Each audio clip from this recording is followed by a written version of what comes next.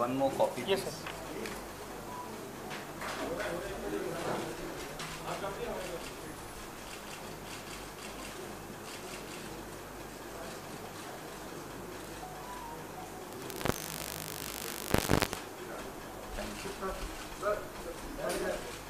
साथियों, 8 साल पहले मोदी जी ने जो नारे दिए थे उन पर जरा आज 8 साल बाद निगाह डालिए। बहुत हुई महंगाई की मार, अब की बार मोदी सरकार। बहुत हुआ किसानों पर अत्याचार, युवा बेरोजगार, पेट्रोल डीजल की मार, रुपये पर डॉलर का वार, अब की बार मोदी सरकार।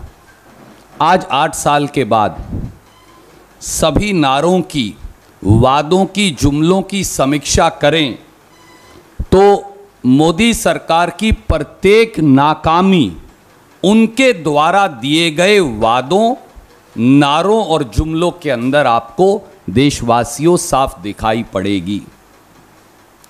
फिर एक नारा और दे दिया, मोदी जी को लाने वाले हैं, अच्छे दिन आने वाले हैं। एक गाना भी सुना दिया, पर ये नहीं बताया कि किसके अच्छे दिन।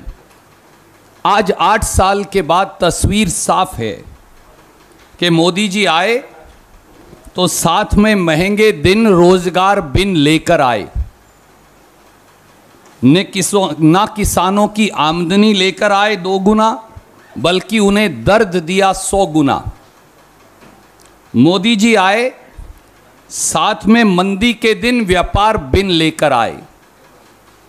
मोदी जी आए, चीन को भारत की सरहदें पार और व्यापार की हदें पार कराते लाए। यही सच है।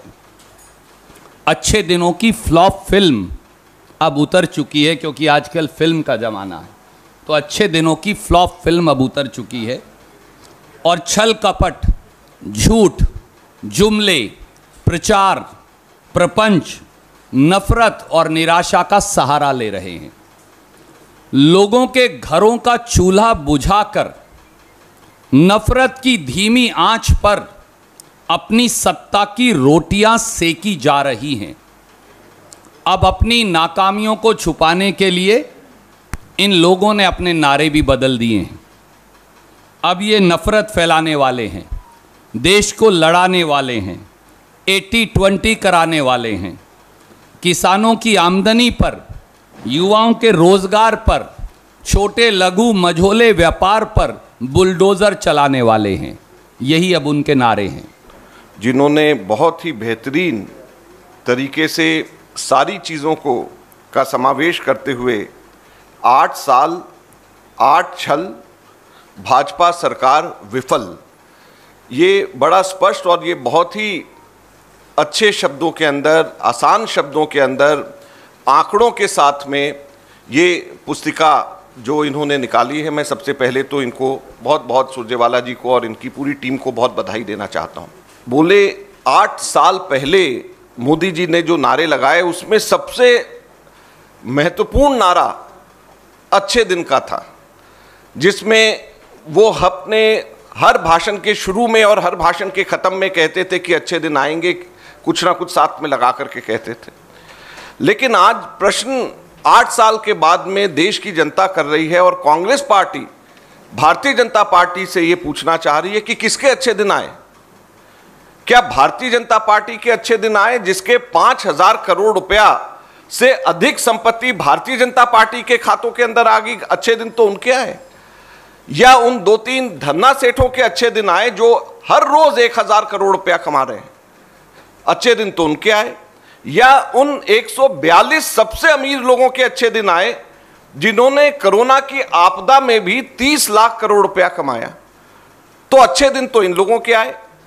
अच्छे दिन आए उन बैंक लुटेरों के जिन्होंने 5,35,000 करोड़ रुपए का गबन किया, बैंक लुटेरों ने। अच्छे दिन तो उनके आए।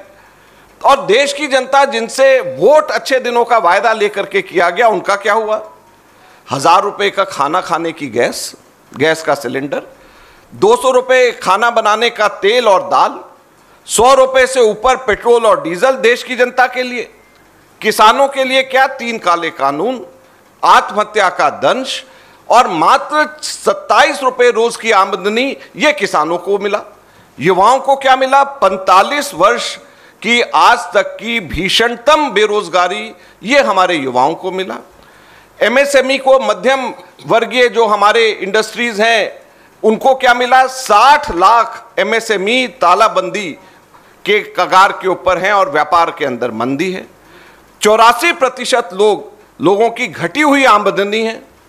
12 करोड़ लोगों को नौकरी से उनको छुट्टी मिल गई। तो ये लोगों को क्या अच्छे दिन दिखाने के लिए 8 वर्ष पूर्व मोदी जी सत्ता के अंदर आए थे। आज कांग्रेस पार्टी, भारतीय जनता पार्टी और मोदी जी से ये पूछना चाहती, अगर हम लोग जो है विश्व स्तर के ऊपर जो अलग अलग सर्वेज होते हैं, अलग अलग आंकलन होता है, अगर हम भारत को और भारत का हम 2014 और आज के अगर हम आंकलन करें, और इस पुस्तिका में बहुत ही खूबसूरती से इसका पूरा ग्राफिक डिटेल है, मैं आपको बताना चाहता हूं। ग्लोबल हंगर इंडेक्स के अंदर भारत 2014 के अंदर 55वें पायदान पे था, जो आज बढ़ करके 101वें पायदान पे, 101 नंबर पे ग्लोबल हंगर इंडेक्स के अंदर भारत पहुंच गया। आप सोचिए, 55 नंबर से बढ़ करके 101वें नंबर पे।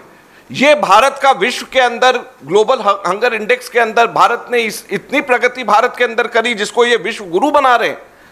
फ्रीडम ऑफ प्रेस, आप सबके सब साथी 140 से ऊपर बढ़ करके फ्रीडम ऑफ प्रेस के अंदर हमारा विश्व की गिनती के अंदर 150 पे आ गए। जेंडर गैप इंडेक्स 114 से बढ़ करके 140 पे पहुंच गए। रूल ऑफ लॉ, जो कि हमारे किसी भी लोकतंत्र के लिए सबसे महत्वपूर्ण है, रूल ऑफ लॉ इंडेक्स में 35 से बढ़ करके हम 79 पे हम लोग पहुंच गए। सोशल प्रोग्रेस इंडेक्स 102 से बढ़कर 115 पे पहुंच गए। डेमोक्रेसी इंडेक्स, लोकतंत्र जिसको हम कहते हैं कि भारत में अब लोकतंत्र नहीं रहा, 27 से आगे बढ़ करके हम 46वें पे पड़ गए। ग्लोबल फूड सिक्योरिटी इंडेक्स में भी हम 69 से बढ़ करके हम 71 तक के हम सबके सब लोग पहुंच गए। तो हर वैश्विक मापदंड के अंदर भारत फिसलता जा रहा है और भारत नीचे गिरता जा रहा है। आज भारत की स्थिति ये हो गई है।